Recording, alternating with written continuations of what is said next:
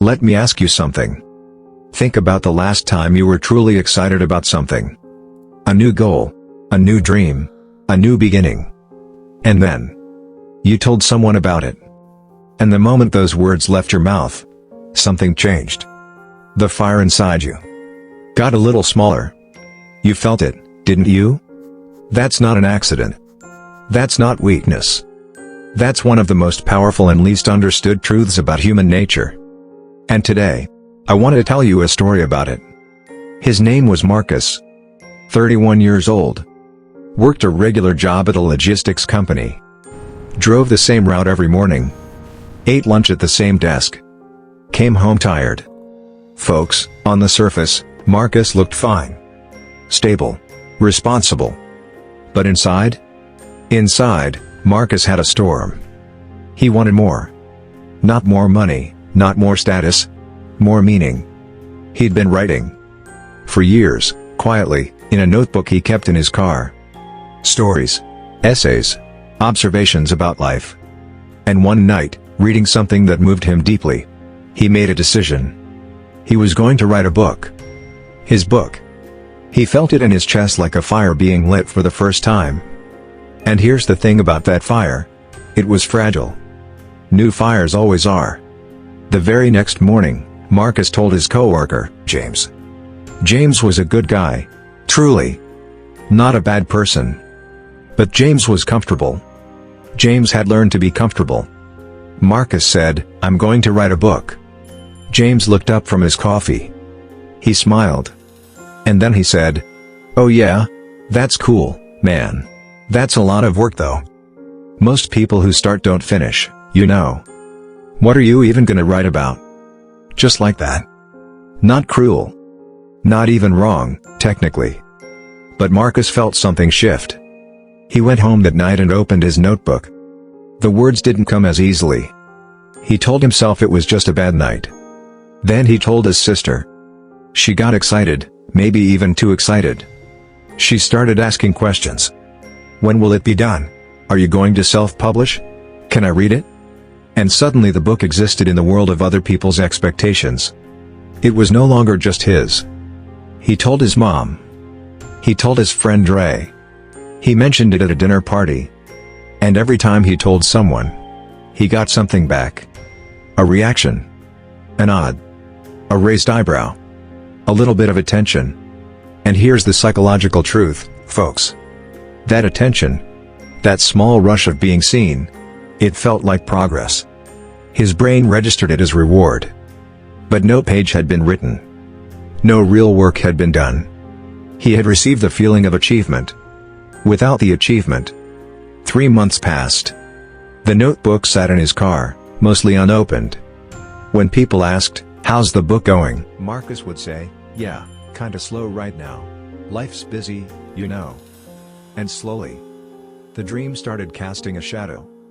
Because now it wasn't just a dream. It was a promise he hadn't kept. Not to others, but to himself. And that's the cruelest part of revealing your goals too early. It doesn't just slow you down. It transforms your dream into a debt. Every day you don't work on it, you feel the weight of it. And weight, over time, becomes shame. And shame, over time, becomes silence. He stopped mentioning the book. Then he stopped opening the notebook. Then he started telling himself, maybe it was a stupid idea anyway. One evening, Marcus was sitting in his car in the company parking lot. Just sitting. Not ready to go home. Not ready to go in. He opened the glove compartment. And there it was. The notebook. He picked it up. Held it. And he opened it to a random page. There was a line he had written 2 years ago. Before the plan, before the announcements, before all of it. It said, "I write because something inside me needs to speak. Not for applause. Not for approval. Just to speak." He sat with that for a long time. And then something cracked open inside him. Not a breakdown. More like a window being opened in a room that hadn't had fresh air in months. He thought about every person he'd told. And he realized, none of them could give him the book. And none of them could take it. Only he could do either. Let me tell you something, folks. There's an old idea, and it's not from any one culture, it belongs to all of us, that a seed, while it's underground, should not be disturbed. You don't dig it up to check on it. You don't show it to everyone and ask, does this look like it's growing to you? You protect it. You water it in private. You trust it. Because the seed does its most important work in the dark. Before anyone can see it. Before anyone can praise it or doubt it. Before it has to prove anything to anyone. Your goals are seeds, folks. The moment you expose them to the wrong air, the air of other people's opinions, other people's doubts, other people's excitement, you interrupt the process. Not always. Not with everyone. But especially in the early stages. When the roots are just beginning to form. Silence is not secrecy.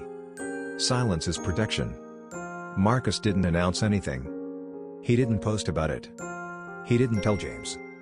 He didn't even tell his sister. He just started writing. Every morning, 45 minutes before work. In his car. In the parking lot. With coffee. No audience. No one watching. No one to disappoint. Just him and the words. And guess what? The words came back. Not perfectly. Not every day. But steadily. Like a fire that's finally been given the space to breathe. It started growing on its own. He stopped performing the goal. He started living it. About 8 months later, Marcus finished his first draft. He didn't celebrate loudly. He sat in his car, the same parking lot. And he just breathed. He thought about the version of himself who had told everyone. Who had traded the feeling of progress for the appearance of it. And he understood something deeply, maybe for the first time. The people who change their lives are not the loudest in the room. They are the quietest. They move in silence. Not because they are ashamed. Not because they lack confidence. But because they understand that some things are too important to risk. There's a difference between confidence and announcement. Truly confident people don't need to tell you where they're going. They're too busy getting there. Here's what I want you to sit with. Think about your goals right now. The real ones.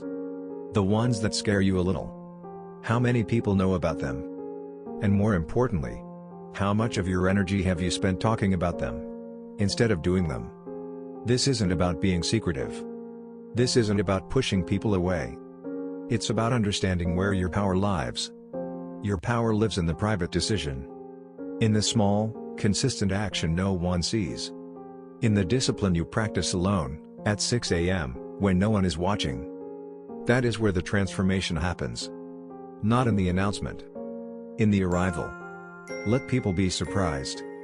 Let your results speak so loudly that your words are no longer necessary. Marcus published his book 11 months after that night in the parking lot. He didn't go viral.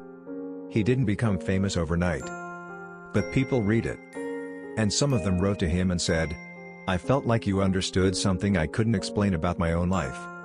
And isn't that what we're all really after? Not the applause. Not the followers. Just to have lived a life that meant something. To have finished what we quietly promised ourselves we would finish. Folks, your dream is not less real because no one knows about it. It is more real. Because it belongs entirely to you. Protect it. Feed it. Work on it in the dark. And one day, without warning, it will bloom. And people will ask how you did it. And you'll just smile. Because some things are better felt than explained. Go do the work. In silence. With everything you've got. If this story touched something in you today, if it reminded you of a dream you've been sitting on, share it with someone who needs to hear it. Not to announce your goals, but to protect theirs. And if you haven't already, subscribe and stay with us. Because every week, we come back here to tell stories that help us live better, quieter, stronger lives. Thank you for being here. Take care of yourself.